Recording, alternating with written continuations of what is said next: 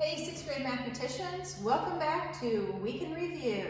All right, so we've been talking about factors, we've been talking about prime and composite numbers, we've been talking about multiples and square numbers. So we're going to do a real quick review on all of those things.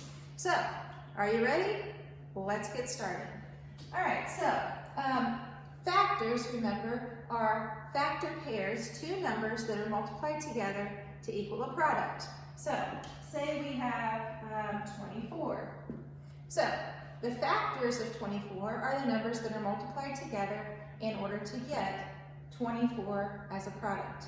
So, right away, we can think divisibility rules. We can think if it's an even number, it's going to have a factor of 2. If it has a 0 or a 5 in the ones column, it will be divisible by 5. So, we automatically know this is an even number, so 2 is going to be a factor. Let's go ahead and get the obvious. Let's get the Captain Obvious out of the way, 1 and 24. All right, so let's move to 2 and 12. There's factor pair number 2. Then we have 3 and 4. And we have 8, 6, and 8.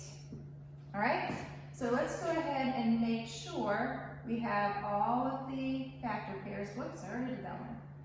All right, let's pair them up. All right, so we have all of our factor pairs, and I paired them up. And remember, I told you it's important to pair those up. It's easy to leave one out. So go ahead and pair them up to make sure you have them all. All right, so I can look at this number, and I can tell that this number is composite. This number is composite. Remember, if it has more than 1 in itself as factors, it is a composite number. Now, we were talking even numbers are composite, except for one even number. Poor 2. 2's prime because it only has 1 and 2 as factors. So 2 is the only even number that is composite. All right, so we've talked about prime and composite numbers. We've talked about factors. Let's move on to multiples. So, multiples of a number. So we start off with a number, say we start off with 6.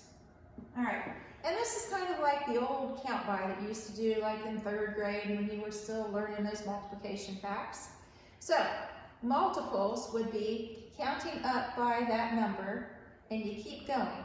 So, 6, well, 2 6s would be 12, 3 6s would be 18, 4 6s would be 24, 5 6s would be 30, 6 6s would be 36, 7 6s would be 42, and 8 6s would be 48, and I run out of room, so I'm going to stop there. All right, so here are multiples, and I hear the word multiply in multiples. All right, it's there for a reason, because I'm multiplying, counting up, in order to get the multiples of 6. All right, so let's go ahead and say, let's do multiples of 9. All right, so we're going to count up by 9s. 9, 18, 27, 36, that's 1 9, 2 9s, 3 9s, 4 9s. 5 9s would be 45, 6 9s would be 54, 7 9s would be 63, 8 9s would be 72. All right, so let's take a look at these. Do we have any that are in common? We've got 6 and 9. No. Is there a 12 down here? No. 18. 18. The first common one we've come to is 18. So we know something about 18. It is the least common multiple. So the least common multiple for 9 and 6 is 18. All right? So we have talked about multiples. Now, what's a square number? We just learned about that.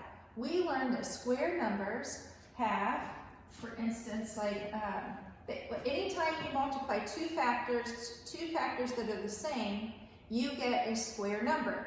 because when we draw its array, the array is a square. So we call it a square number. For instance, 2 times 2 equals 4. 4 is a square number. Why? Because when I draw the array, and I draw a 2 by 2, it is a square. I've got 2 on this side, 2 on this side, 2 on this side, 2 on this side. The sides are all equivalent. All right? So another one, 3 times 3 equals 9. 9 is a square number. All right? So if I draw the array, I've got 3 by 3, 3 by 3, and that also is a square. 4 times 4 equals 16. That array is also a square. 1, 2, 3, 4. 1, 2, 3, 4. That is also a square. So 16 is a square number. I'll bet you could keep going. 5 times 5, 6 times 6, 12 times 12. When you draw the arrays, it creates a square, and that's why it's known as a square number. All right? So that's what we've done this year so far. We've done a lot so far. All right? So some of the activities will be referring to what we've learned. So you can come back and you can rewatch this at any time.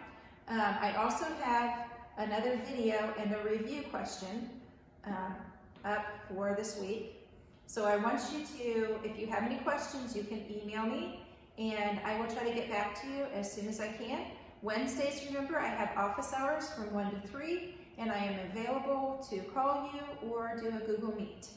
All right, so I want you to keep watching, keep thinking, always stay curious, and I'll see you next time.